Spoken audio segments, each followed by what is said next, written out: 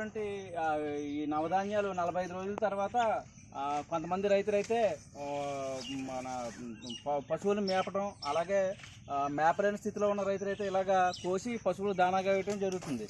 దీనివల్ల పశువుల్లో పాలలో వెన్న శాతం, పాలు కూడా పెరగడం జరుగుతుంది.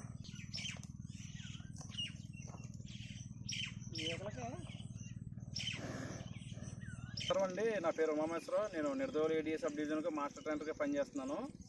మనం ఇందాక చూసినట్లయితే అది మనకి డిపిఎంయు వారి ఆదేశాల ప్రకారం ఫార్మర్ ప్రతి ఒక్క క్యాడర్కి ఫార్మర్ కాంపాక్ట్ బ్లాక్, అలాగే క్యాడర్ కాంపాక్ట్ బ్లాక్ ఉండాలని చెప్పడం జరిగింది.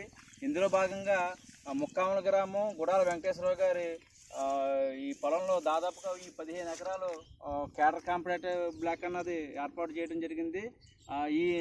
ఇలాగా ఈ ఫార్మర్ కాంపాక్ట్ బ్లాక్ ఏర్పాటు చేయడంలో భాగంగానే ఈ 45 రోజులు ఏపుగా పెరిగినటువంటి పచ్చి రొట్టని పశువులు మేపడం. అంటే జనరల్గా కొన్ని ఏరియాల్లో అప్లాండ్ ఏరియాలో అయితే పశువుల్ని వదులుతారు, కానీ ఈ ఏరియాలో అయితే రైతులు ఈ రకంగా పెసర, అలాగే పిల్లి పెసర, అలాగే జొన్న, ఉలవలు ఇటువంటి తినేటువంటి రకాలన్నీ కూడా బొబ్బర్లు మొదలైన రకాలు తినేటటువంటి రకాలు కూడా రైతు కోసుకుని ఈ పశువుల్ని మేపడం జరుగుతుంది.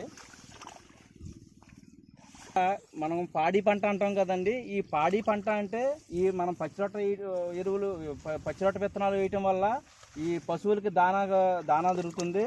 ఈ పాడి పంట మనకి సప్త సూత్రాలు ఏవైతే ఉన్నాయో ఆ సప్త సూత్రాల్లో భాగంగా 365 రోజులు భూమిని కప్పి ఉంచడం, మరియు పశువులను అనుసంధానం చేయటం, ఇవన్నీ కూడా ఈ సూత్రాలన్నీ కూడా మన ప్రకృతి వ్యవసాయ సూత్రాలకు వర్తిస్తాయండి. నేటి తరంలో పశువులు అలాగే పాల ఉత్పత్తి క్రమక్రమంగా తగ్గిపోతుంది. ఈ పాల ఉత్పత్తి పశువులు తగ్గకుండా ఉండాలంటే ఈ రైతులు కూడా ఈ 365 రోజులు భూమి కప్పి ఉంచే భాగంగా ఈ నవధాన్యాలు అనేవి వేయటం ద్వారా పశువులకి తగినటువంటి మేత ఉంటుంది. అలాగే క్రమేపీ మేత కొరత లేకుండా పశువులు మేపడానికి కూడా రైతులు ముందుకు వస్తారు. వ్యవసాయం చేద్దాం, నేల తల్లిని కాపాడుదాం.